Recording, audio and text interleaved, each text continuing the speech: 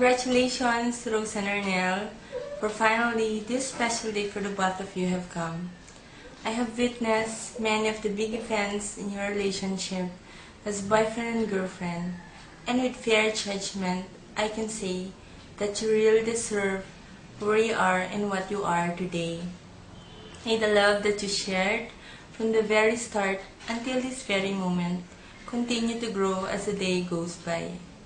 I hope you try to maintain all your respect, understanding, and patience towards each other.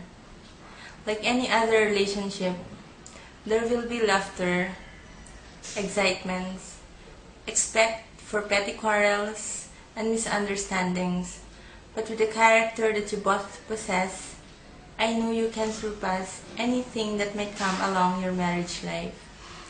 I only pray that whatever I see in you today will still be evident in your older years. Again, congratulations. Songs my heart will sing, refreshing melody.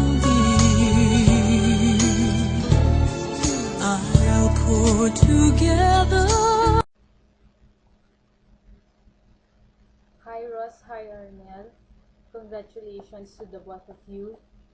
I and Sip are so happy that you are now a newlywed couple.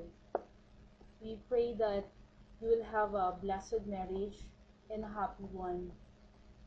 Arnel, as a friend of Ross, I assure you that you are very lucky to have Ross as your wife because she's so loving, caring, and understanding. You can depend on her and surely she will attend to all your needs. So please, Arnel, make sure to take care of our dear friend Ross because she deserves your love, your care, and everything from you. God bless to Ross and Arnel, and again, we are so happy that finally you have decided to get married.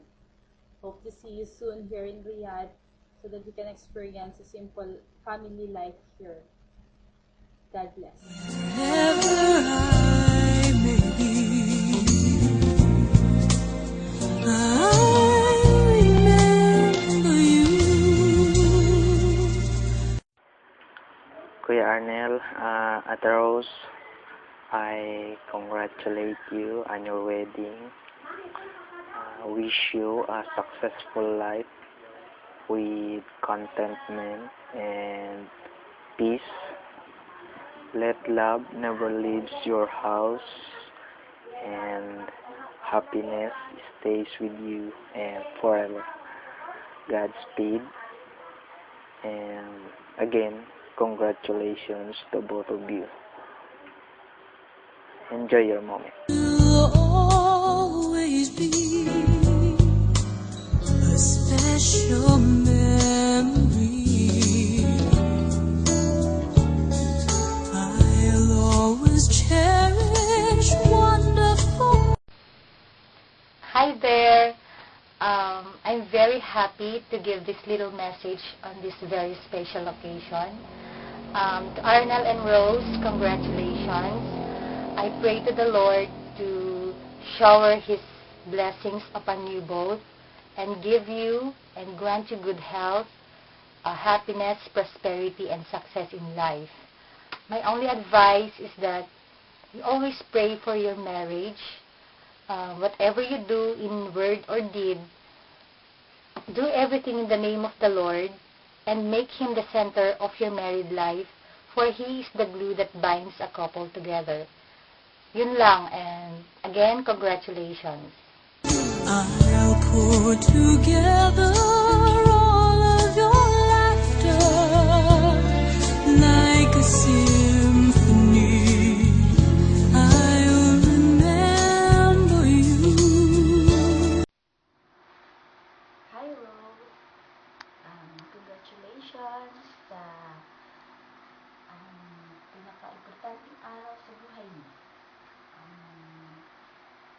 I'm wishing you all the best life could offer and wish you and your husband a wonderful life, and sana yung pagsasama ninyo magiging full of love, respect, and patience. Again, congratulations, and take care. Wherever I may be. You changed my life in a moment, and I'll never be the same again. You changed my life in a moment, and it's hard for me to understand. The touch of your hand, the moment in time, sorrow.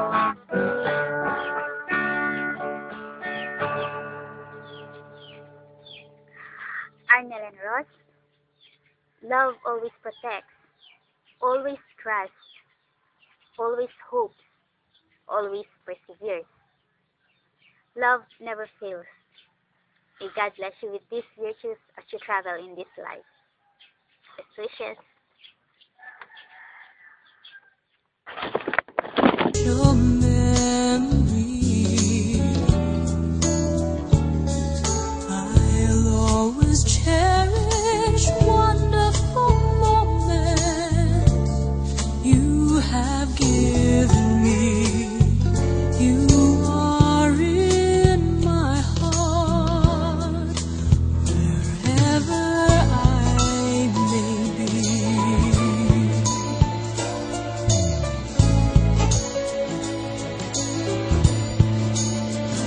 All the times we share will always be to me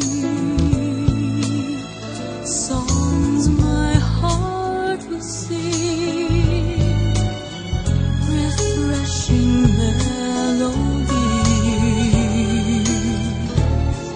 I'll pour together all of your laughter like a symphony. I'll remember you. Hi Ross, Arnel, best wishes. I'm so happy that you got married na. And I'm in Times Square right now in New York. If you wanna have your honeymoon here, you're invited. So, ayun, I'm so sad that I'm not gonna be with you. But I wish I was there, and I wish I was spending this special day with you and our friends, Adele, Karen, and may nakalimutan pa ako, Annalie, Christina, Kathleen is